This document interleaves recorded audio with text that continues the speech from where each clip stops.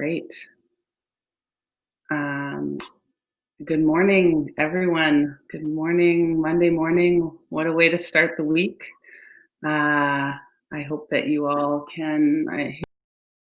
Okay here? Great. Okay. Wonderful. Welcome. Oh, I'll wait a couple seconds here till I get the cue that everyone can hear and see. Okay.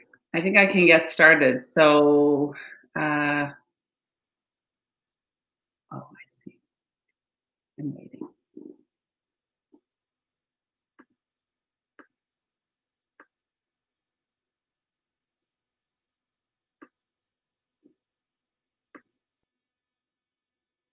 Okay, so I think we're going to wait. Great. Thank you. Welcome. Happy Monday morning to everybody around the world. I hope who's joining us right now. I will just launch right into my opening remarks. As you can see, I'm Laden, the director of Tibet Action Institute, and thrilled to be hosting this first panel for our Worldwide Developers Against Apple Censorship Conference, which is, of course, timed today to coincide with Apple's famed Worldwide Developers Conference, which I believe starts a little bit later than we do right now. So we're getting a jump on them.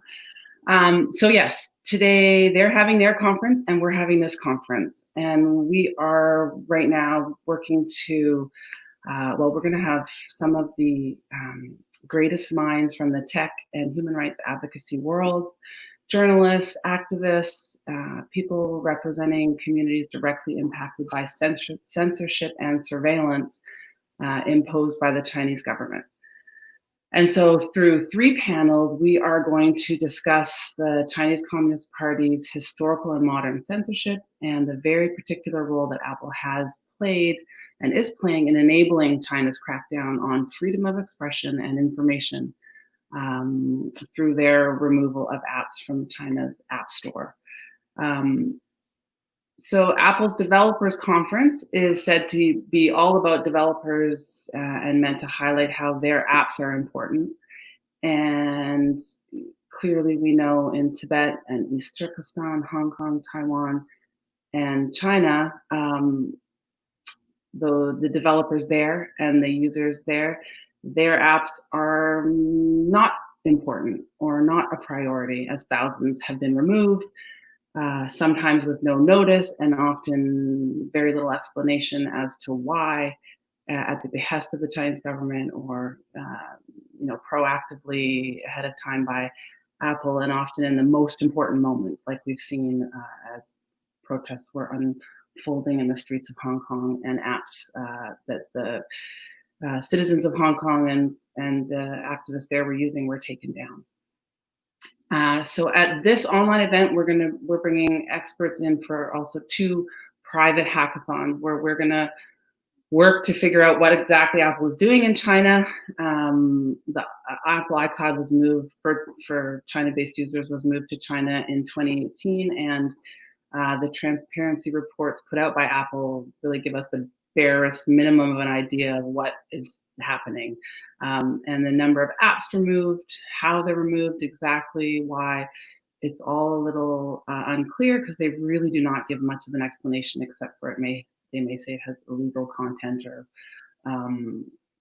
there's really not a lot of information given to the developers or to any of us when those apps are removed. And this raises serious concerns about transparency and about all of the issues that, of course, we're here to work on and discuss today. So the private discussions and hackathons will be for us to work with people around the world to better understand what's happening, how they're doing it in real time, like any good hackathon, just work to problem solve, share ideas, and see what we can come up with. Those will be, again, private and not live streamed, but we'll let people know in reports afterwards what we come up with. So just quickly, we have been in the coalition Tibet Action with groups around the world working on an Apple campaign, a Stop Apple Censorship campaign.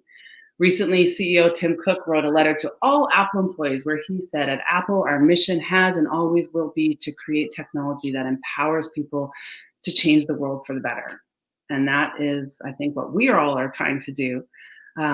That's what people in China, Hong Kong, Tibet, East Turkestan, what they're trying to do. And as they work to fight the Chinese Communist Party's crackdown on human rights, the censorship, to end the camps, the concentration camps, if you can believe it, that exist today in East Turkestan.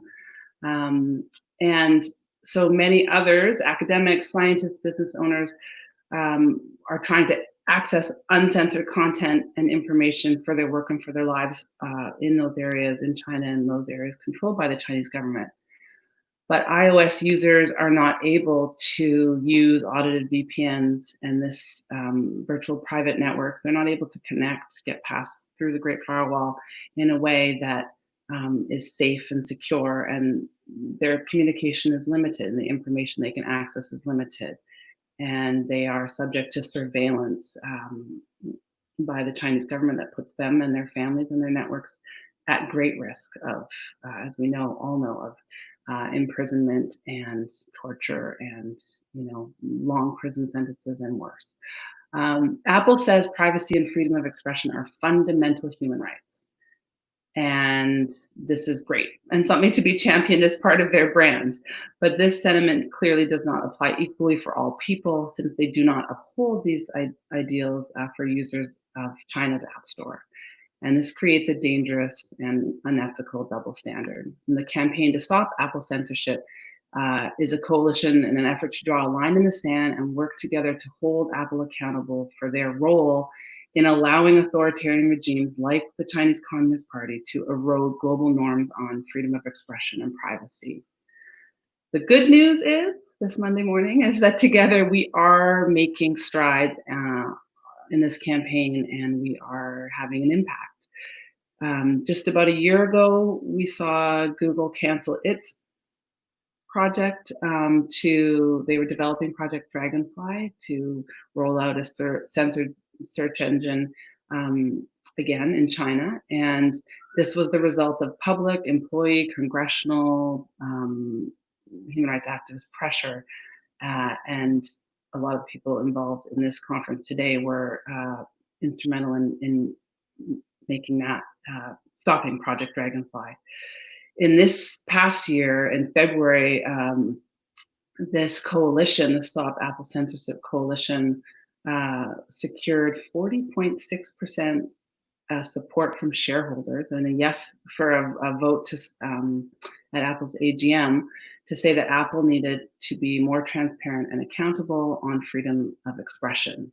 And the shareholder resolution basically said Apple's board would have to take actions like preparing a report to basically come clean on exactly what requests they're getting from governments and from third parties that limit anything that was related to limiting freedom of expression or access to information, like removing privacy apps from the App Store. And so the 40.6% support from shareholders, while the resolution did not pass, was a huge deal and an incredible indication to the company and to the world that that this is damaging Apple's brand. Apple's behavior in China is not good for Apple. It's not good for the brand, and that shareholders and citizens around the world, people have an appetite for change, and that they want more accountability and transparency on this issue from Apple, and that's really very encouraging for us. I think normally shareholder resolutions would get in the single digit sort of support traditionally in a corporate campaign like this. So this kind of activist shareholder resolution getting so much support is really incredible. So anyway, okay, excited to be here today and to continue building this campaign to stop Apple censorship. We believe it has the potential for major ripple effects throughout the industry, and that it can provide life-changing impacts for people on the ground in Tibet, East Turkestan, Hong Kong, China, Taiwan, and beyond. So now to our speakers who are waiting patiently. And I'll just do this as quickly as I can, but they are a wonderful group. Sophie Richardson, so many of you will know her, a tireless human rights advocate, China specialist. She's the China director of Human Rights Watch, and I would say one of the most respected and admired leaders in the international human rights community, and one of the most effective thorns in the side of the Chinese government. We have Masashi, who's the Associate Director of the Citizen Lab based at the Monk School of Global Affairs and Public Policy in my home country, Canada, at the University of Toronto.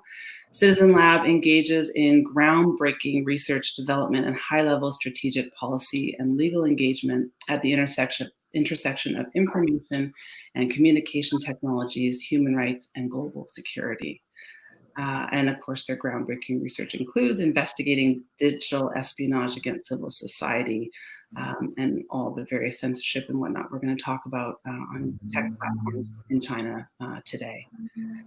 Their most recent report includes censorship during the COVID-19 outbreak in China between December 2019 and Feb, both in WeChat and other platforms. And you can look at that report on their website. We also have Benjamin Ismail. He works with Great Fire, an innovative organization that monitors and challenges internet censorship in China.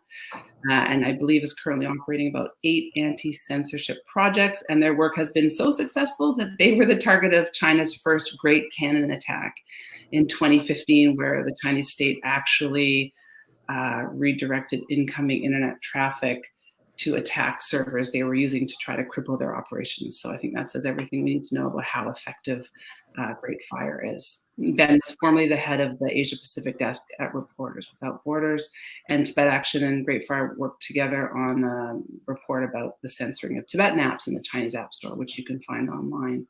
They also run a website which lists all apps banned in the Apple App Store, as up to date as they can get it, applecensorship.com. Xiaojiang is another giant in the international human rights community, and particularly amongst those who focus on China, like us. He teaches at the University of California, Berkeley, and he's the founder and editor-in-chief of China Digital Times, an independent bilingual media organization that brings uncensored news and online voices from China to the world.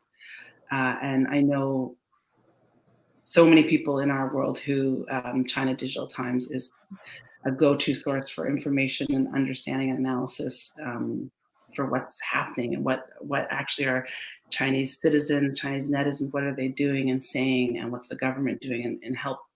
China Digital Times basically helps to interpret and make it all clear for us. And that's not just activists, that's governments, that's researchers, universities, academics, everybody is using this incredible resource that Xiao is basically one of the key people behind. In 2010, they launched, China Digital Times launched the CDT Chinese site to aggregate content that's been censored or blocked in Chinese cyberspace. And then we have Sam Biddle, a technology reporter for the intrepid news organization, The Intercept, who recently released a stunning report on TikTok, the Chinese video sharing app currently taking the world by storm with 800 million users.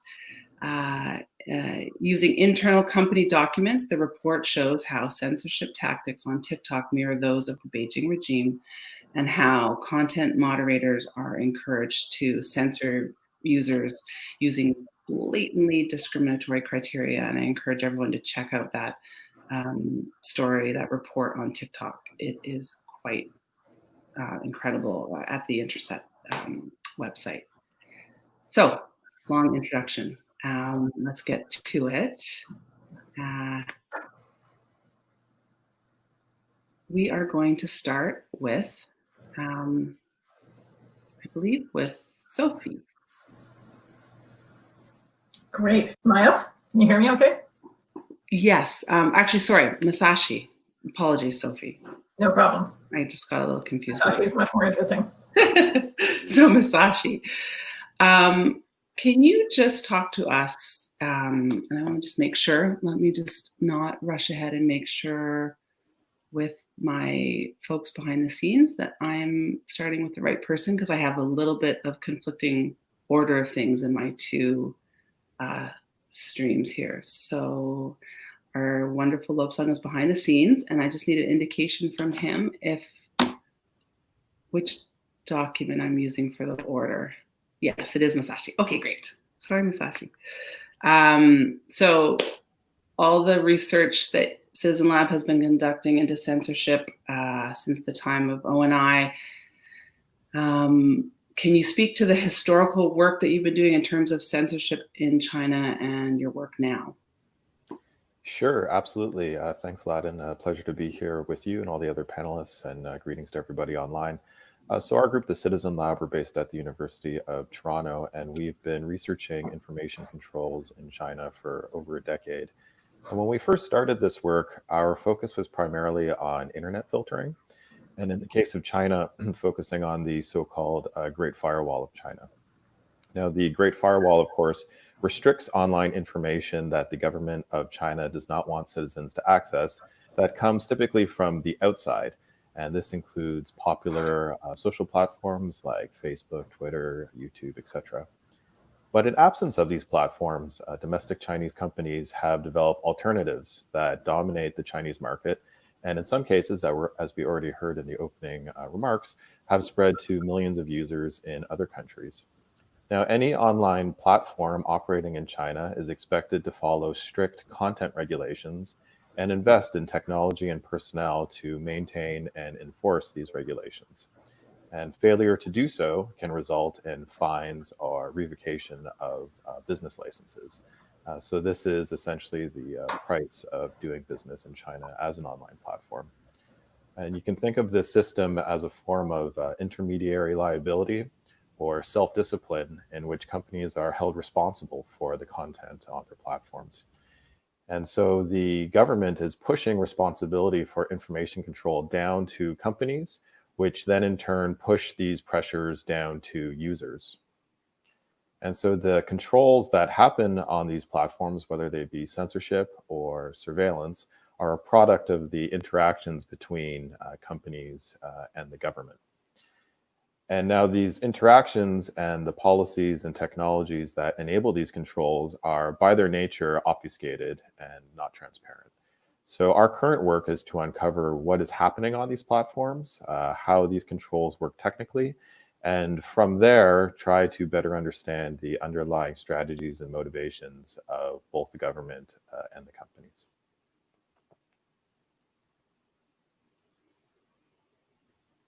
Great.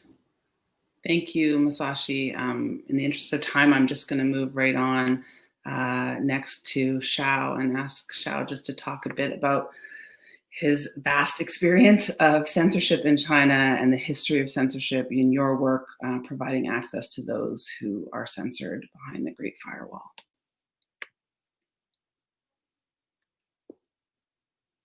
And I think you're muted, Xiao. Hi. Great, thank you. Good morning, good evening, good afternoon. I know this event is global online, so wherever you are, greeting from UC Berkeley. I have been starting to working on China's censorship since 2003, when I started a teaching position at the UC Berkeley School of Journalism. At the time was also the rise of Web 2.0, blogs, wikis, RSS, many exciting technologies, social networking, media platforms, both in the United States, around the world, and also in China. I'm originally from China, and I have been a human rights activist since 1989 Tiananmen Massacre.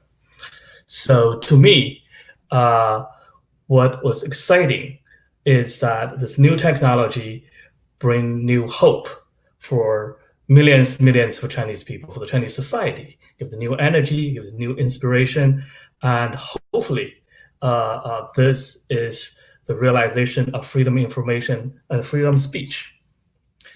At the beginning, Chinese Communist Party was already guarded to this new technology. They need the foreign investment They needed environment to be competitive, to attract foreign investment and foreign companies. They needed infrastructure to build up the economy, to grow the economy, to support its legitimacy of its ruling. But they also fundamentally worried that they will lose control to the freedom of information, freedom of speech. So this is the contradictory from the technology and the Chinese Communist Party rule at the beginning. So what we know today called Great Firewall, which is a filtering mechanism and surveillance infrastructure at the China's national gateway, was established around 2000, 2001. Domestic censorship, including arresting people's publishing online speeches, or even trying to organize activities through internet tools, started much earlier. And it has been always there, that repression in Chinese society. However, despite of the government censorship, the millions and millions of Chinese people get online, their voices and their resistance to the censorship has been stronger and stronger all the way started from early 2000, leads all the way to different platforms. Then we have a blogging platform. We have Weibo, which is a microblogging, copycat of Twitter, and then leads to WeChat, and almost every platforms in every area in social media in China. What China Digital Times trying to do is to document, to archive, and to curate and present such resistance voices together with the mechanism of the censorship behind the scenes, or at the national gateway level, Great Firewall, the technical mechanisms. We study them, we analyze them, we expose them. We particularly put our focus on documenting and amplifying the resistance voices among the Chinese citizens using the internet platform. But among all of this, one of the key struggle battlefield is those foreign companies, internet companies in China. And let me give one example first, Yahoo. Yahoo, many of us will remember, was really big in the early 2000s or in the late 1990s. And Yahoo was in China and also starting getting a lot of popular, but since they're doing business with Chinese government and they went so far to comply with the demand from the Chinese authorities to the point they storage all their Chinese users' data in China. And when there are there's more than one, there's many cases being exposed later, that one of the cases of 2005, Chinese journalist Shi Tao, who simply sent an email about some censorship directives to people outside of China using his Yahoo email account. Yahoo submitted his personal information to Chinese authority. And that cost Shi Tao 10 years in prison. And Shi Tao is now only one case.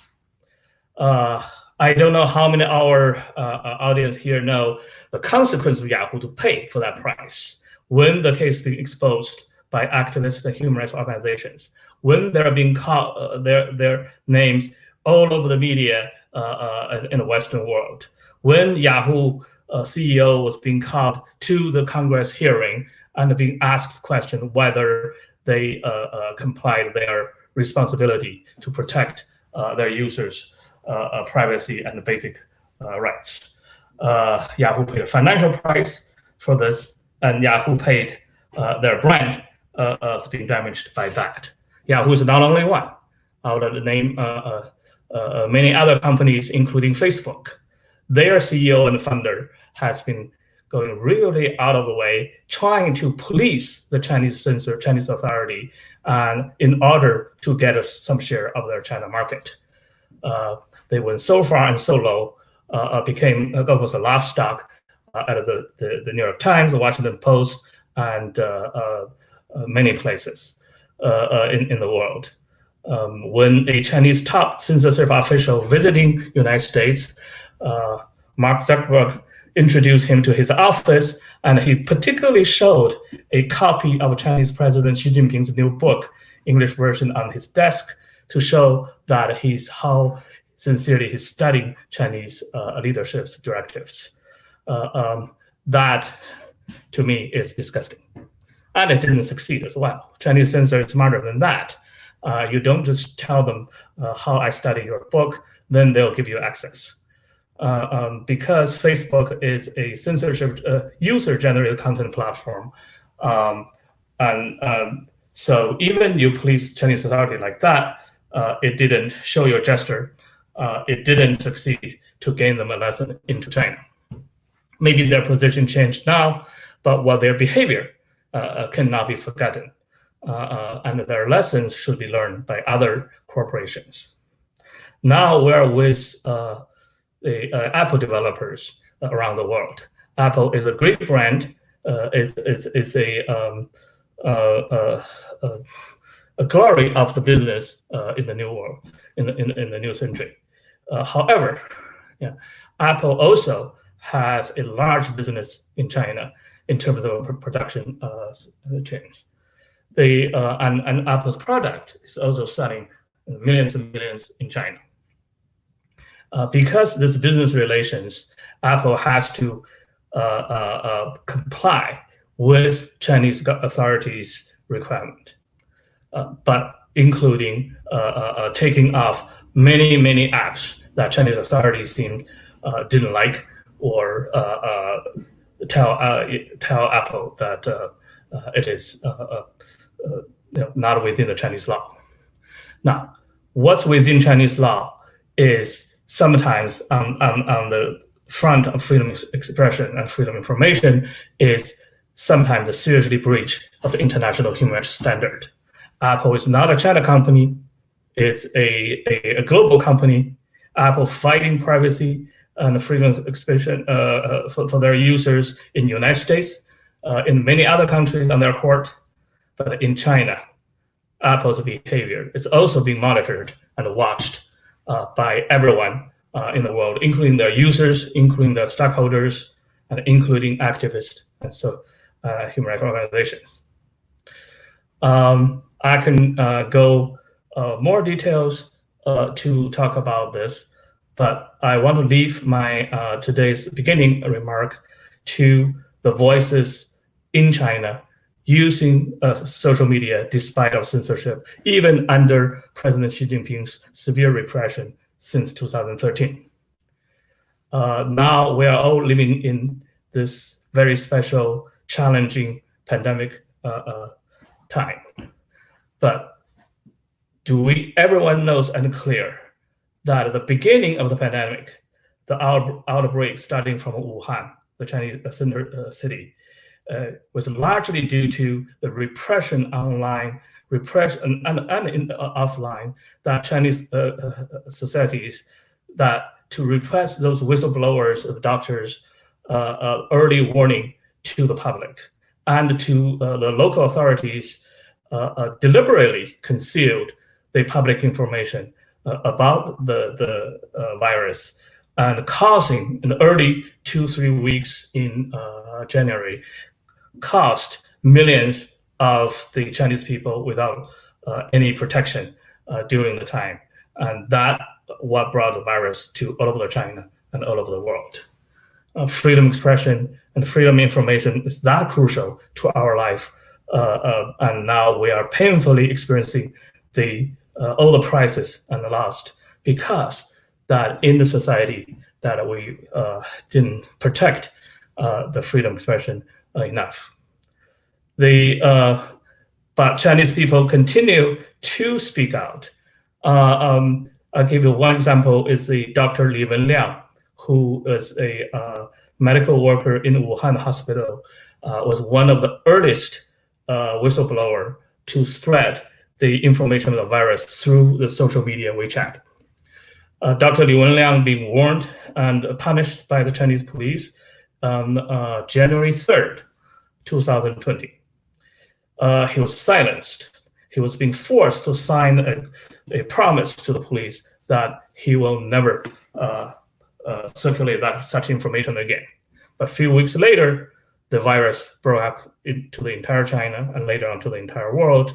Dr. Li Wenliang himself was get affected by the virus, and he died on February 7th this year. But that was not just the tragedy of Dr. Li Wenliang. Before his death, when he was in the hospital, Dr. Li Wenliang voiced his resistance and his to the censorship, to the police punishment. He received interviews by Chinese media then at a moment of time that reporting pandemics, that Chinese media can interview people like him and let him to talk. And he said that the police punishment to him is wrong, that he showed to the public that what he said and what police said to him. And he said, now becoming one of the classic lines on the Chinese internet, it's called, "A healthy society requires more than one voices." He died with that line on February 7th. But after his death, until today, few months passed, every day, his Weibo chat, his social media account, every day under his social media account, there are thousands and thousands of the people expressing their moans, talking to him, reporting to him what's happening about pandemic, about China, showing their love to him, showing their trust to him, sharing their life stories to him. He became a national hero and a dearest friend to some common people speaking to truth, and paid the highest price for it. Now, Chinese authorities trying to close that Weibo account and commentary, but they dare not to, because Li Wenliang has become so influential that 3 days ago, they were trying to clean the millions, over the million of the commentaries under his Weibo, because now, until this moment, every day people are writing on it, every minute people are writing on it in supporting of him, and explicitly or explicitly criticizing the regime. 3 days ago, they're trying to hide all the commentaries under his Weibo, but immediately generated online outcry, and the censor quietly retreat. So until now, there are still million commentaries under his Weibo on the Chinese media platform, and they will be gone someday. But authority has now dared not to completely remove them yet. Even they remove all of those commentaries, China Geo Times has documented most of them day by day since March. And we'll have the copies of those commentaries. We will establish a China waiting wall as a copy of Li Wenliang's Weibo outside the Great Firewall as soon as they can take that down. So the internet resistance continues, but how can we make the millions and millions of Chinese people at least have access to those voices, their own voices, their censored voices, their silenced voices? They need tools, they need VPNs, they need circumvention applications. They need access to download those tools. And now comes to the Apple, which side you're on in this struggle. A company pay attention to their quarterly or annually bottom line financial reports. That's what any company does. But we not only living for now, for today, we're living also for tomorrow. It depends on what our vision, our belief, what kind of tomorrow we believe in that guides our action today, including every company. And our action today will shape what the world is tomorrow. I'll stop here. Oh, that's very powerful opening. Thank you, Xiao. I think it's these moments where I hope someone from Apple's watching. We'll make sure that they get this link shared, because it really is Yeah, it's the key, the future world we're working for and that they purport to be working for.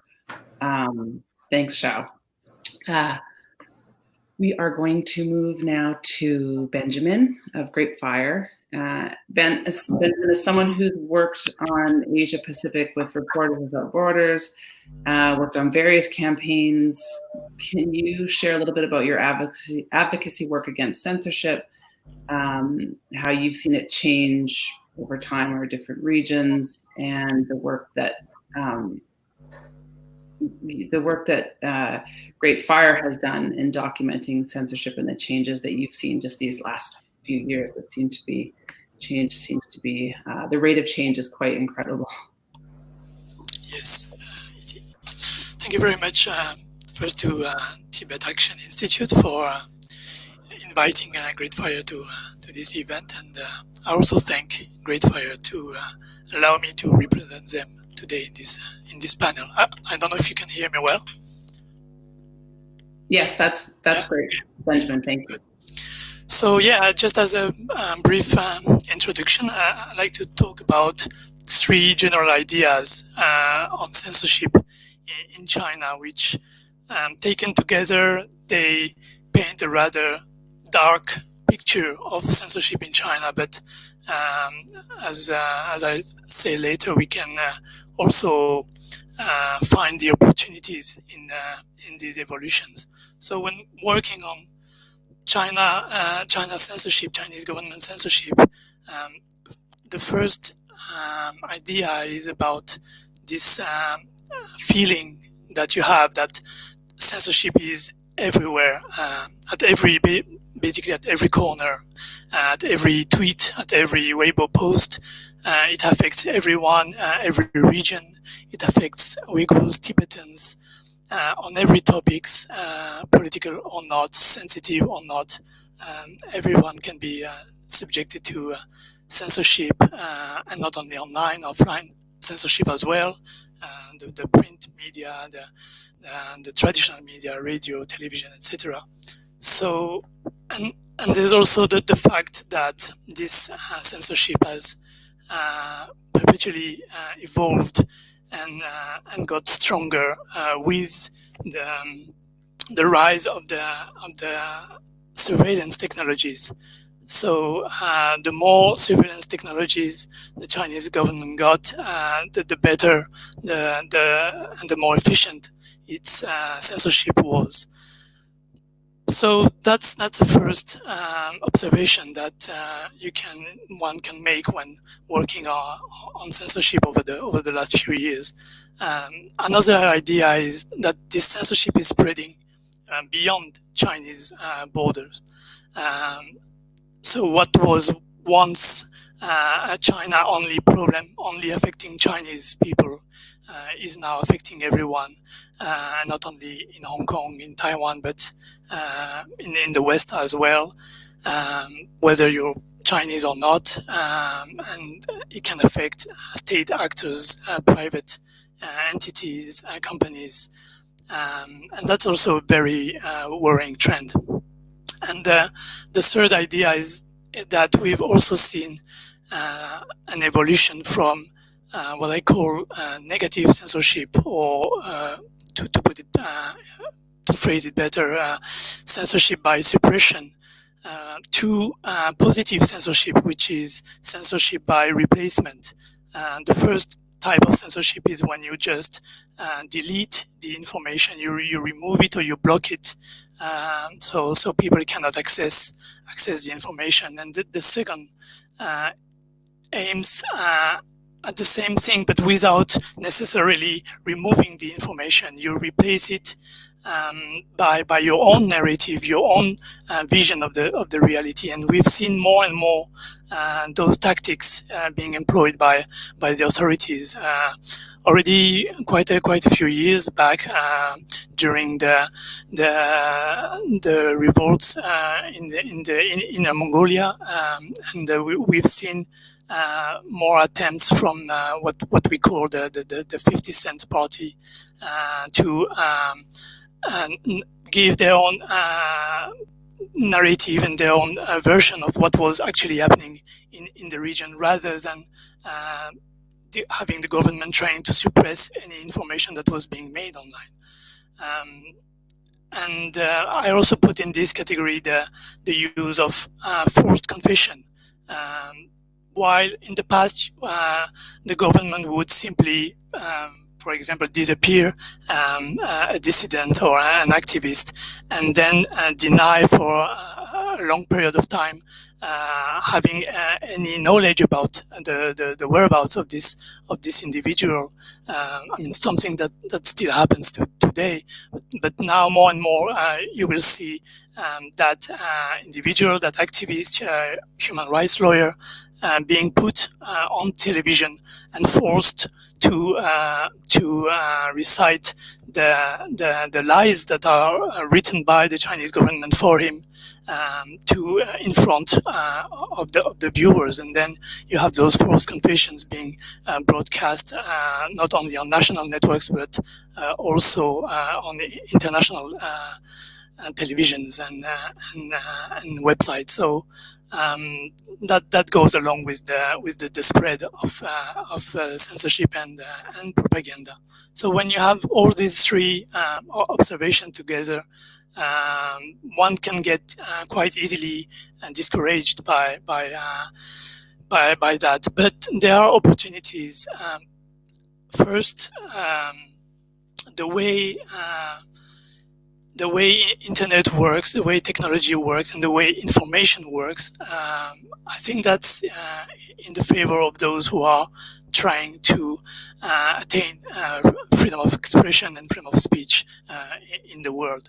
Information wants to flow, and in some cases it only takes one post, one Weibo post, one image that is being missed by the censors to have the information start flowing again, to have that information being circulated, and for the information, the message to pass through others, and the international community, the activists, and those who are working to develop technologies to protect privacy and to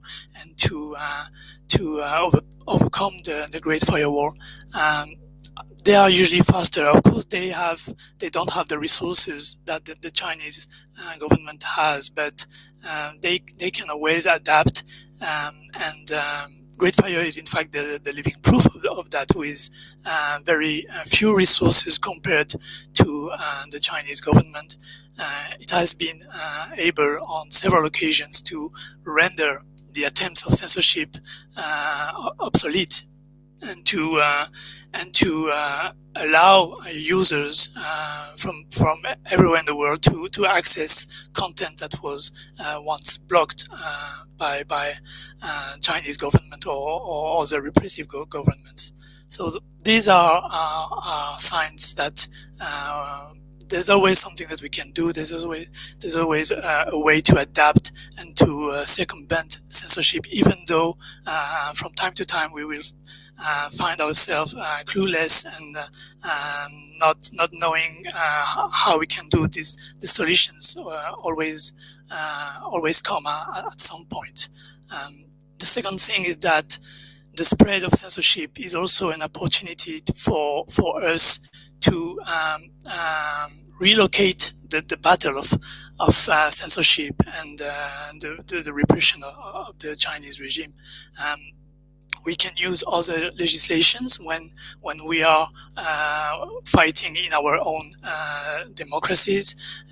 We can use international laws, and mostly we don't have to work in an environment in which we know that, for example, the Chinese judiciary will not cooperate, and we will not handle the situation properly. We can also mobilize new stakeholders, because the censorship spread. We can inform others in other countries that they are also being affected by by that censorship, and we can like that put more pressure on the Chinese government. And the other opportunity is when the government chooses to push its own propaganda rather than staying silent about its actions of censorship or repression. Then we can seize that moment. We can seize the traces left by that propaganda to respond to it, to expose it to the public and to the institutions, and to we have material on which we can base our efforts to demonstrate the lies and the censorship and the control of information made by the government. So that's I mean, yeah, that's a bit. These are the general points I wanted to tackle. I think they all need, of course, a deeper reflection, but they all give a hint for improvement. Even though at first sight we can feel that it's only going in the wrong direction. There's always something that we can do. Great. Thank you, Benjamin. Absolutely. It's so important to have, as we paint the dark picture for people and revisit it time and time again ourselves, to focus on where the opportunities are, and to be, to be clear on how people inside don't stop fighting, and how they find every opportunity to get around the censorship in spite of corporate complicity with the Beijing regime, and how we have every obligation to be there to support, to help, to aid, assist, to do whatever we can to amplify their voices. So thank you for that opening.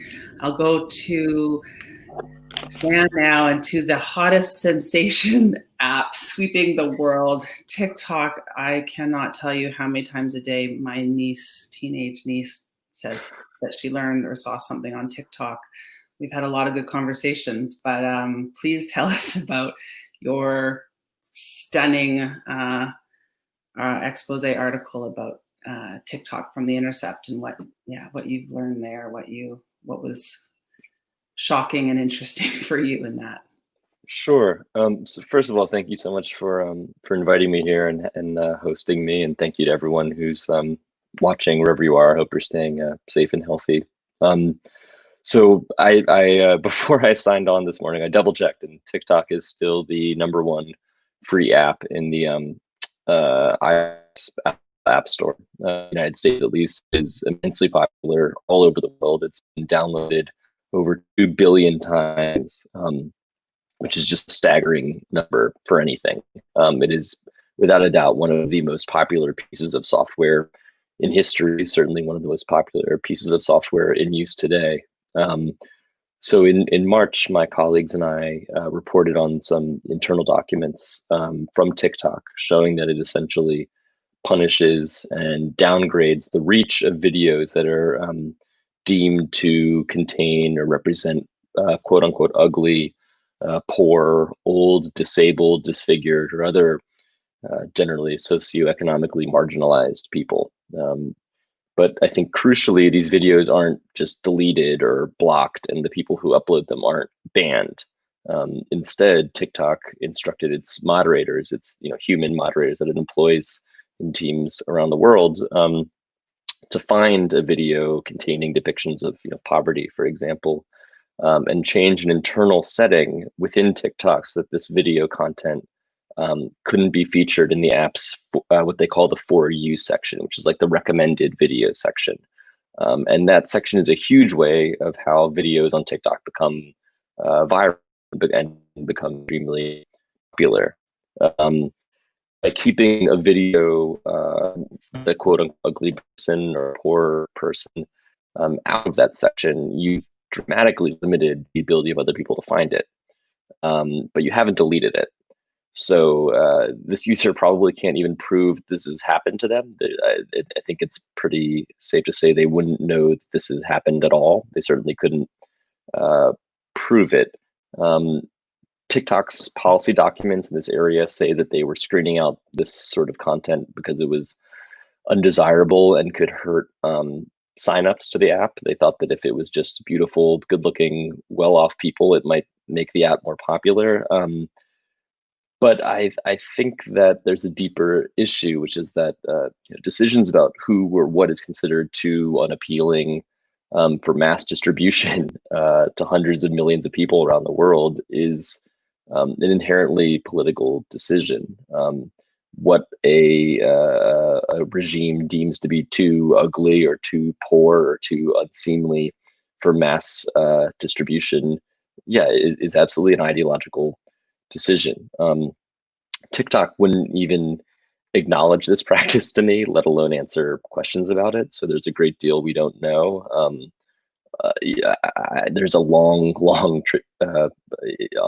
there's a very long tradition of anti-transparency, anti-accountability, even in the States, just in Silicon Valley. So that paired with the fact that TikTok is based in Beijing, it's owned by a Chinese company, ByteDance, you just get this total black hole of information and accountability that is, I think, doubly challenging when it comes to reporting on a tech firm. I think that the prospect of one single government dictating standards of aesthetic quality and who matters and who belongs for hundreds of millions of people should be inherently frightening. And the fact that it is so easily accessible to anyone with an iPhone, it enjoys a very, very privileged position within the App Store, I think is also concerning. Most people who use TikTok are never ever going to know that the system is controlled from behind the scenes according to a secret rule book drafted in Beijing. Our reporting found that these policy documents don't just exist, but are drafted initially in China, in Chinese, and then sort of crudely translated and distributed to TikTok offices around the world. But again, it's been downloaded 2 billion times. I would wager a very, very, very tiny slice of those 2 billion people know that they are subject to these invisible, completely secret rules about what's allowed and who matters.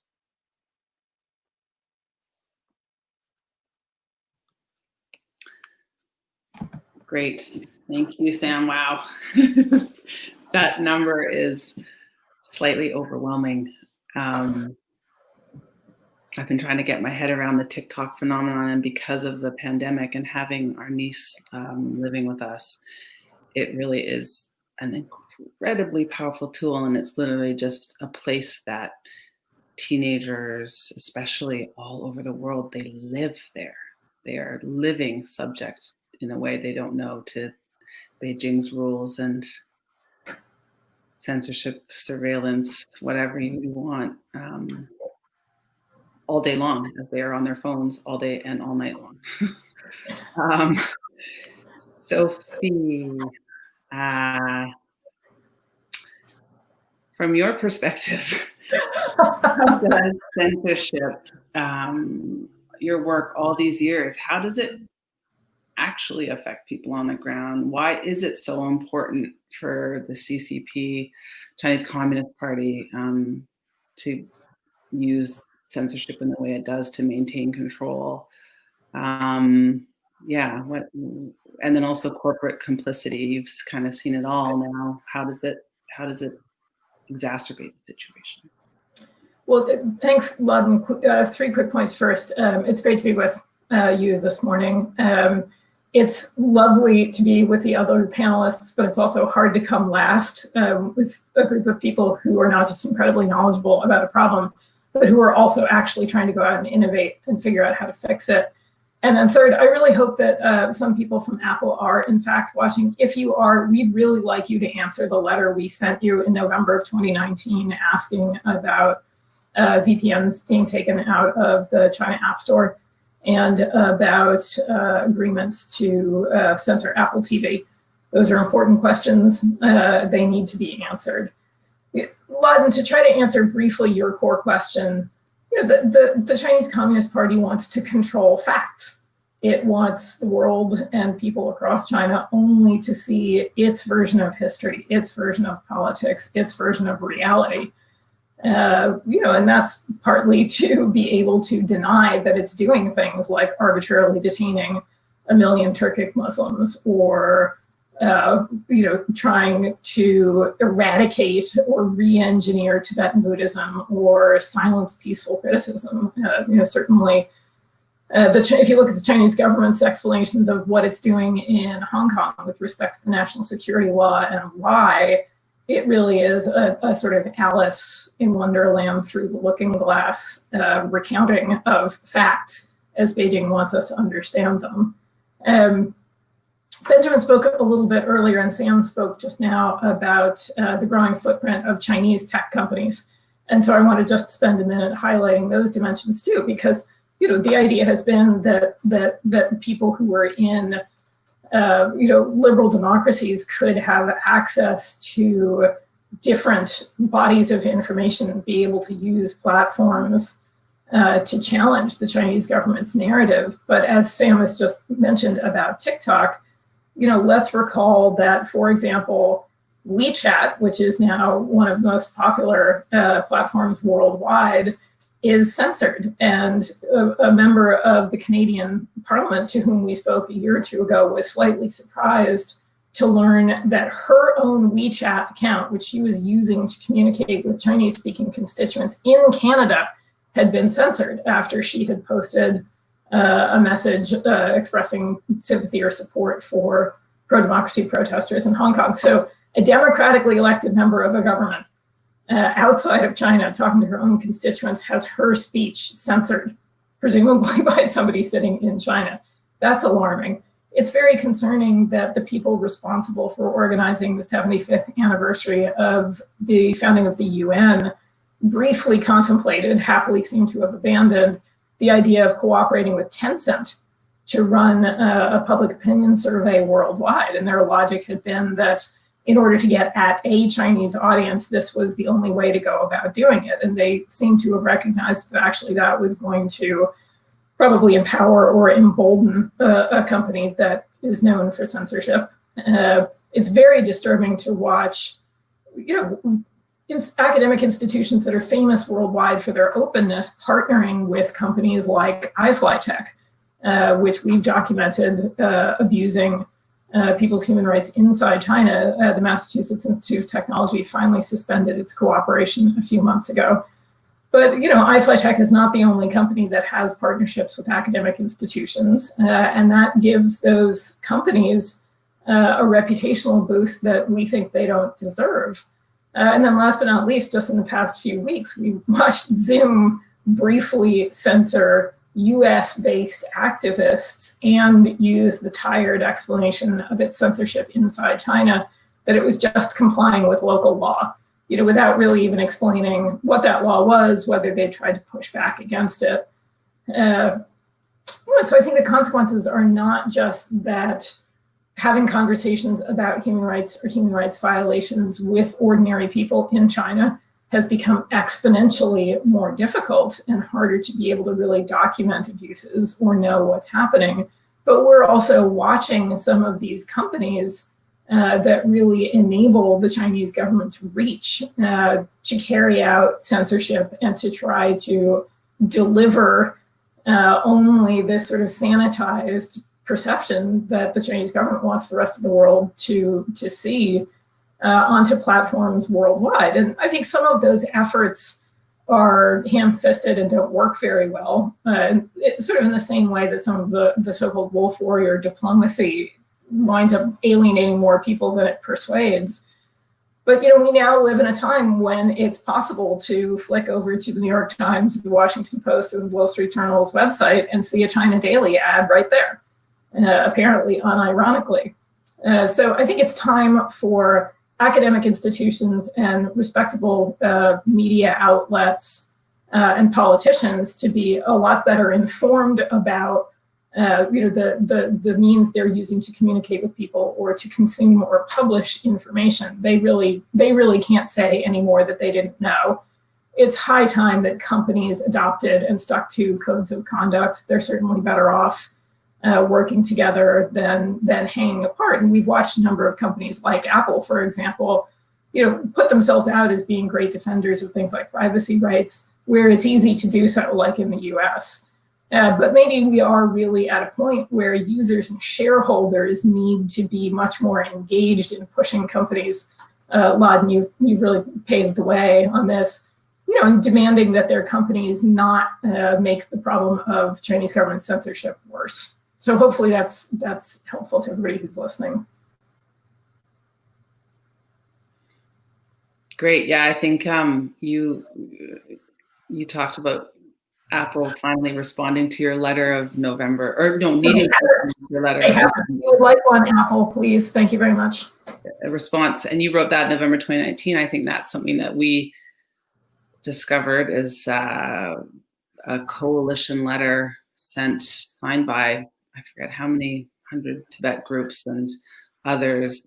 I mean, they went over a year or a year and a half without responding to multiple inquiries, and eventually only as a result of that shareholder resolution did we get a brief response. And I think, for a company that talks about privacy and security constantly, and that sells itself on privacy, its commitment to privacy and security, to avoid any conversation with those people most concerned about privacy and security in the world, and for a massive chunk of their users, is really, it's astounding and it's appalling, to be honest, to be direct. Thanks, Sophie. So those are sort of the opening statements, and then also, great points where to go next. I think one of the things that a couple people have raised, so maybe Masashi and Sam could talk a bit about the doc. You did a bit already, but Masashi, sort of what are the major challenges that you have found in all these years in terms of how to document the censorship? It seems like it's becoming, maybe it's harder and harder to document censorship as it's happening, or whether a website is accessible or not, or how are the tricky ways that the authorities get around it?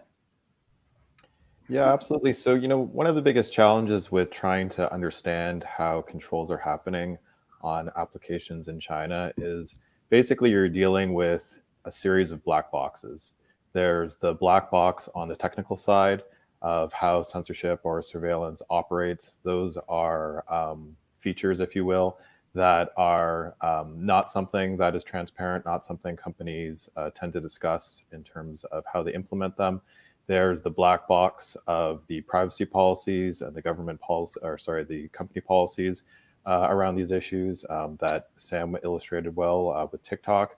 And then there's just the black box of the Chinese government and the Communist Party, where it's not clear why certain decisions are made, or what the correlation between some censorship or surveillance or other controls are with larger policy strategies that are there. So just to illustrate that with a recent example, as you mentioned, Laden, in your opening remarks, we've done some research on how information around COVID-19 has been blocked on Chinese social platforms during the pandemic.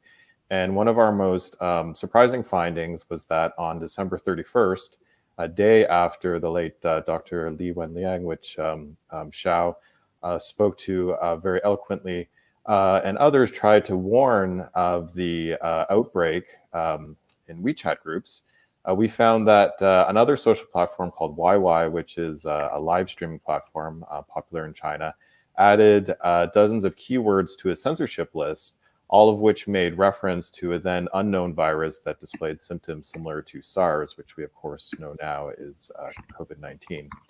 So in this case, we had been researching this platform for many years and had understanding of how it does its censorship. And actually every time it adds a new keyword to its censorship list, we get a copy. So while we have this visibility into the platform, the finding itself raises a lot of why questions. And the timing of the censorship is particularly significant because it shows that the censorship started at early stages of the virus, while the official narrative from the Chinese government is that during these early stages, Beijing only knew of the issue fully in January.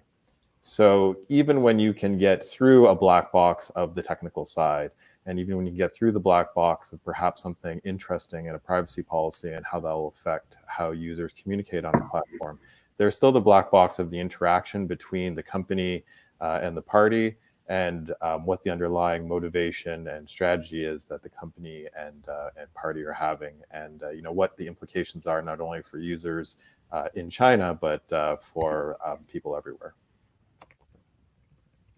Sam, or anyone want to add to that? Yeah, I mean, I think that the point about layers of black boxes within black boxes is crucial, and I think that it can't be overstated that this is sort of a problem that has, I mean, I think you could argue American roots. I mean, the idea of a massive privately held, unaccountable platform for mass information distribution was really, I think, pioneered and perfected in the United States. Some of the problems just mentioned about privacy policies in terms of service and algorithmic opacity are, this is how we come to the position we are with companies like Facebook or Twitter that are similarly unaccountable and are similarly guided by secret rule books that the users can't see. I think what TikTok represents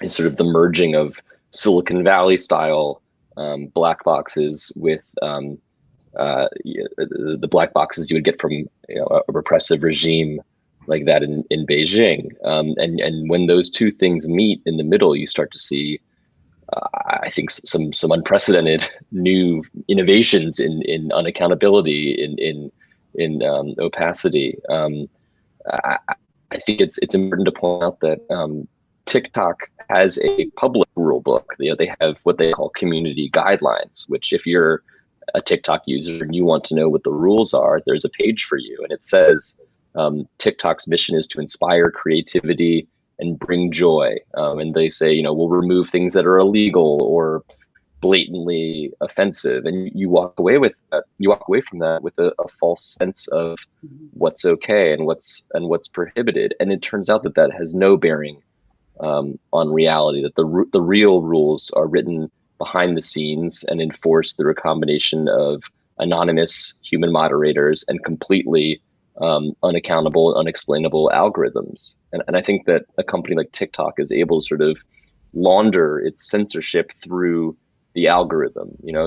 When you don't know how posts are being recommended to you in the first place, it's very, very difficult, I think, to explain and to get at your question, document censorship. Because, I mean, we're dealing with systems that we can't explain, even if they were operating, in accordance with principles of human rights and human dignity and so forth. I mean, it's basically impossible unless you work inside this company to explain how the app works. So when it starts working to silence voices and suppress marginalized people, unless you have access to these policy documents, like we were able to review for this story, you're going to be in the dark a lot of the time. So the jobs that people have on the side of documenting this kind of very new censorship, I think is immensely hard, which isn't to say impossible. And I think this panel is testament to the fact that there is so much good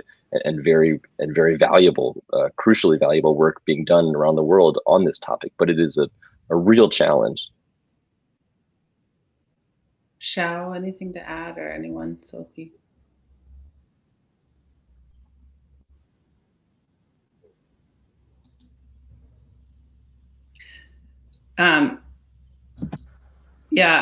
So in terms of, Sophie talked about codes of conduct, and it's the time for accountability, clearly, with the corporations, especially as their engagement with China, or the companies coming here, their engagement in supposed Western free, open democracies, whatever, open societies. What what do solutions even look like? How do we push a company like Apple away from saying it's just complying with Chinese law and it has to follow the law when it operates in a country? That's it. How do we? What can be done? Where are some solutions, or how would codes of conduct work? Or well, just on that point, one of the things that we've really tried pushing companies since we started writing on this issue in 2006, when we wrote about Yahoo and Google and some of the other big Western companies and their engagement in China, is to say, cite the local law, right? Don't just say, we've been told it's law, we have to do this. Explain what law you're talking about, how authorities have said you violated it, document any efforts you've made to push back or to resist. Because years ago, we found that companies were proactively censoring, that they were taking terms down that they thought Chinese authorities wouldn't like, but they'd actually tried it and gotten into trouble, which artificially lowered the bar, we felt. And being very public about what's happening and explaining partly so that people like us and our organizations can see what exactly the Chinese government is trying to restrict. So I think that's one important piece of how companies should be trying to respond to these things. Right, and that was at the heart of the Apple shareholder resolution, was transparency.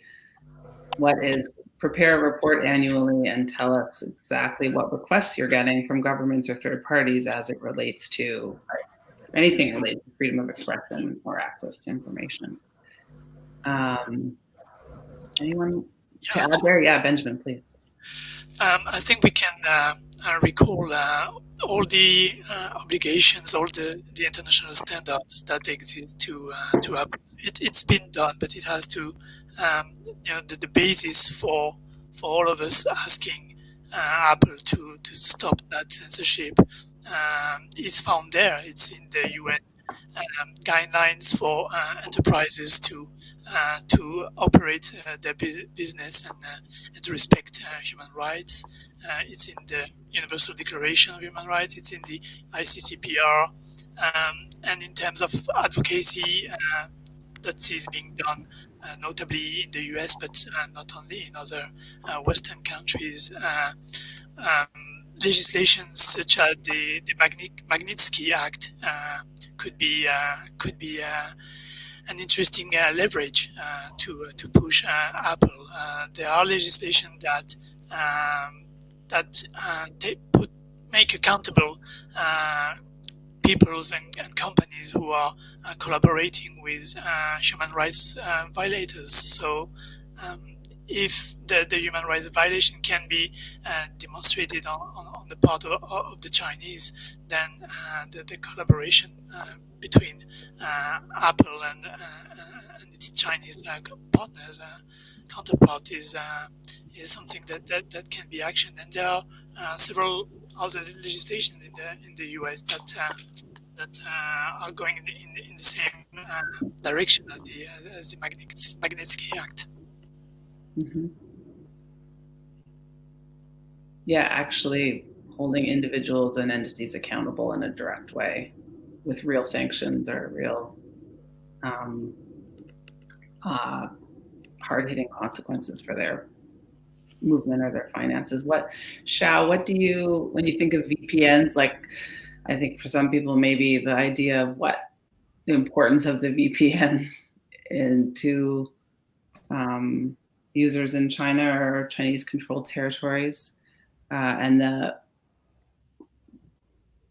fact that they're not there anymore, or they're not there in a way that can be trusted. I mean, how does that change the game for people on the ground as of now? What could Apple, do you have any ideas what Apple can do, what people could do, what people are doing to get around this tool being taken away from this sort of life-giving tool being taken away from them?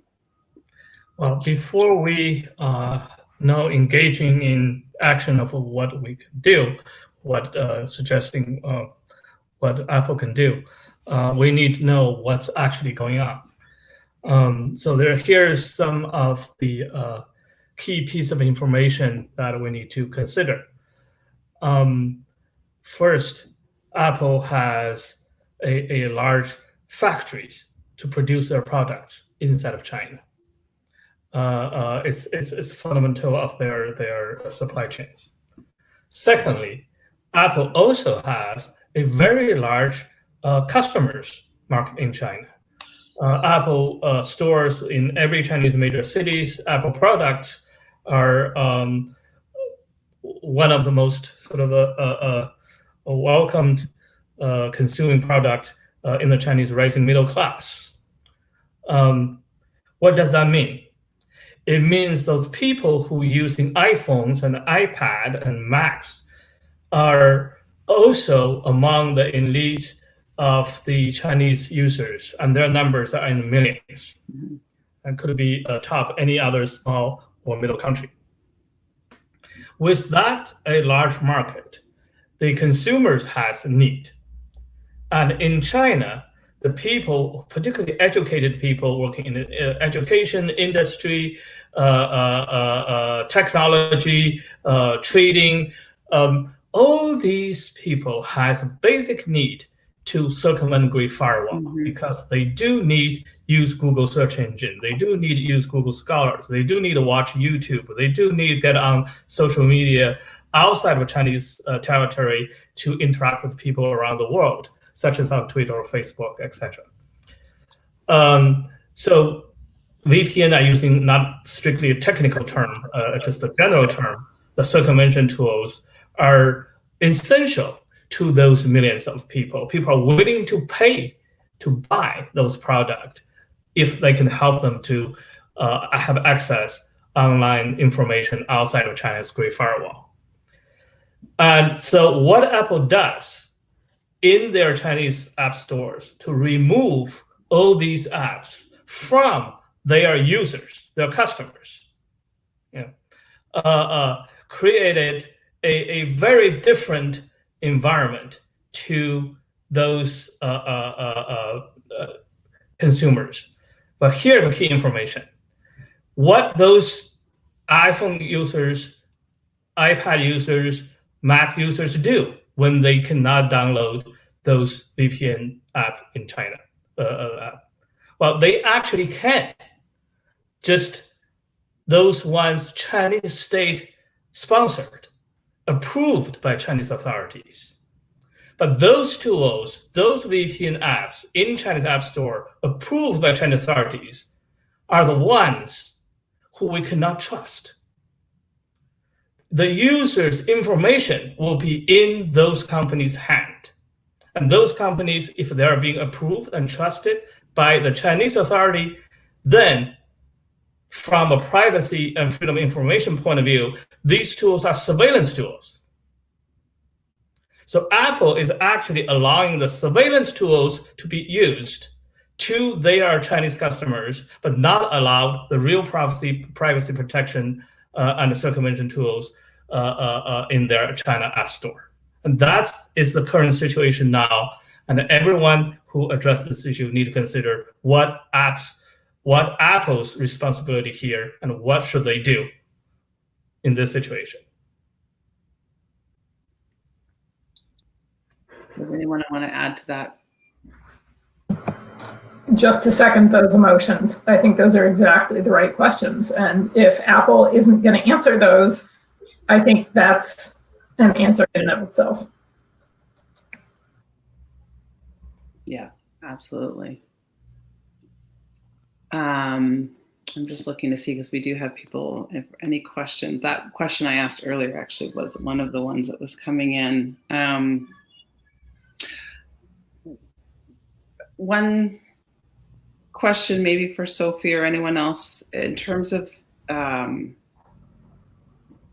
how this Apple's complicity with the Chinese government, how does it affect the rest of the world? How does it help to erode global norms? How does China's behavior and then using the companies in this way drag us all down if people, we can see this is obviously not just a China, Tibet, other problem, but what does it really do to all of us in terms of the principle? And it's also not just an Apple problem, right? I mean, we've talked probably about 24 different companies here, both based in the U.S. or other democracies, and ones that are from China and have close ties to the Chinese government. Look, I think the failure to set and uphold standards internationally makes it very easy for the Chinese government to pick and choose, the conduct it likes and say that's the standard. This is not unique to this particular debate, right? We see this problem with governments being inconsistent on human rights, other players. You want to set and defend the highest possible standards, because otherwise, if you watch individual companies sort of being nibbled to death by minnows, you're going to wind up with a very low standard. And companies that say, well, nobody gave me a hard time about behaving this way in that context. And that's why I think drawing out some of the differences between how we see some of these Western companies behave in democratic environments as opposed to in authoritarian ones is a very important way of showing not just the inconsistencies or the hypocrisies, but why that is genuinely problematic. And I think we're always often confused is probably the right term, or it's the polite one, about why companies think that capitulating isn't going to have consequences for them. The logic seems to be, I'll agree to this little example of censorship here, or that one over there, and maybe that will put me in the authorities' good graces and they won't come back to us again asking for it. As far as we can tell, it's like hanging a big bullseye on yourself and saying, come back to me more, because I've capitulated once, so come back to me and maybe I'll capitulate again. And the net result is that you get not just low standards, but almost no standards. Right? There have to be high standards, and they have to be defended vigorously, not just by the companies, not just by the shareholders, but by governments too.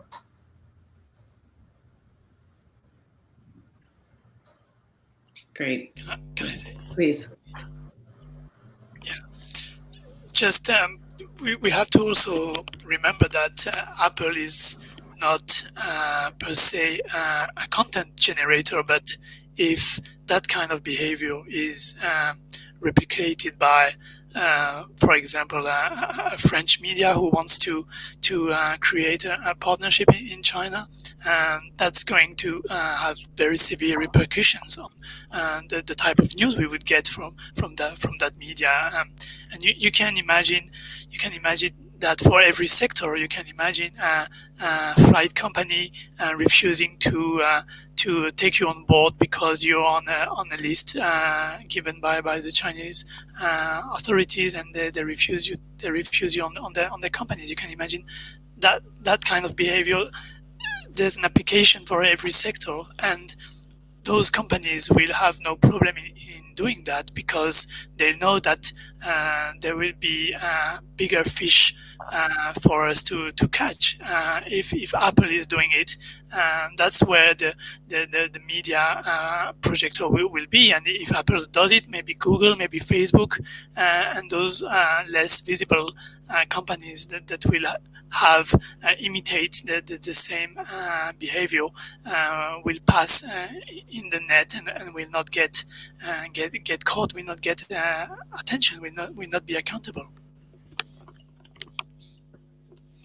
And in terms of policy solutions, anyone, we're getting towards the end here, but in terms of ways to engage with Canadian government, US government, multilateral initiatives that may have any kind of impact or bite?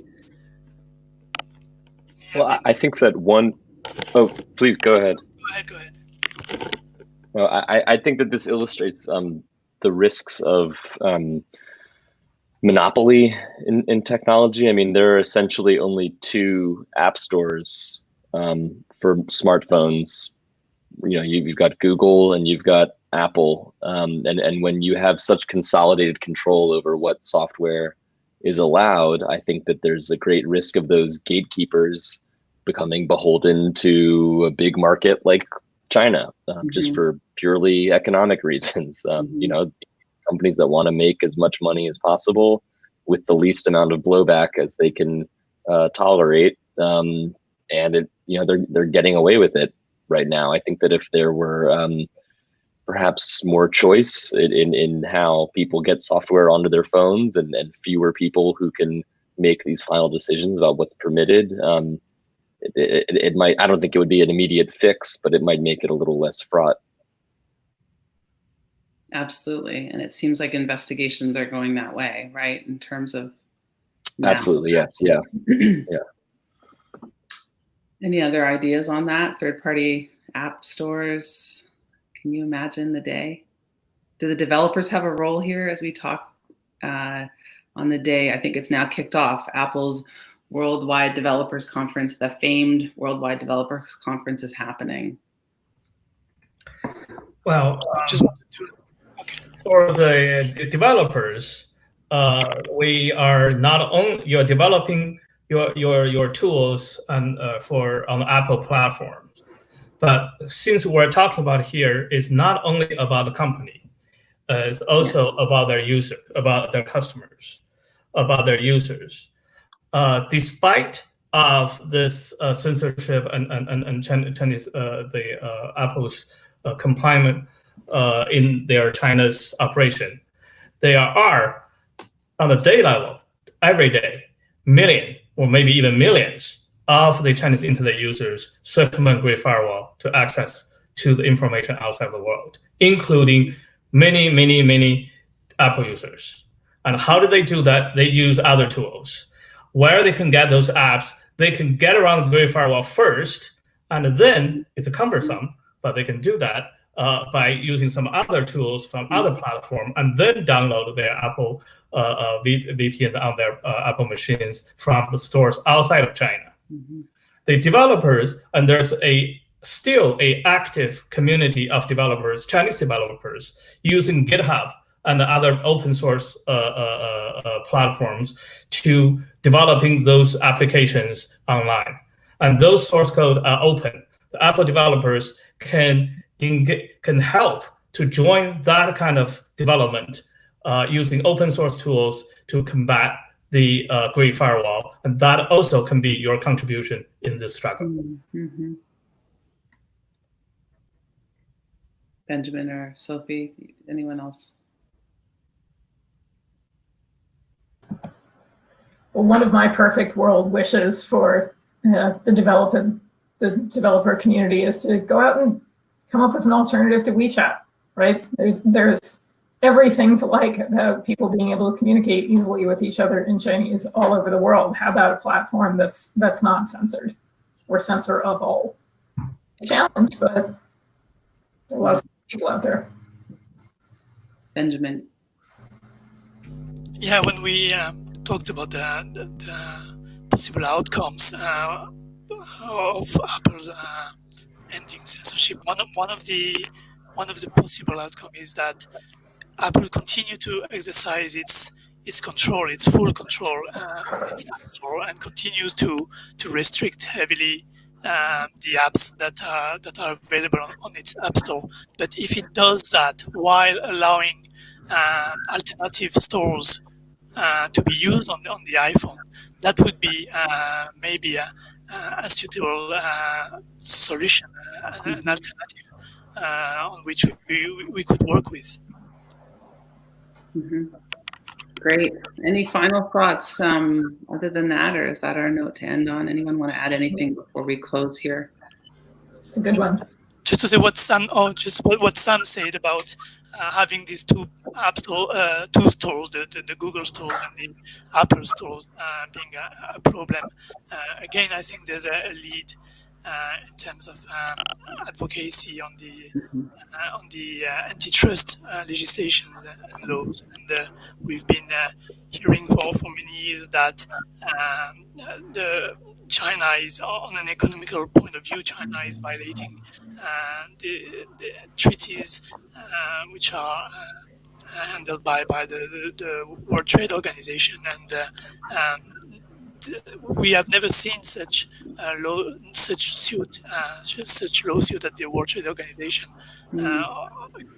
against China, violating its obligations and duties. Great. 2 minutes past time here, but if anyone has anything pressing to add,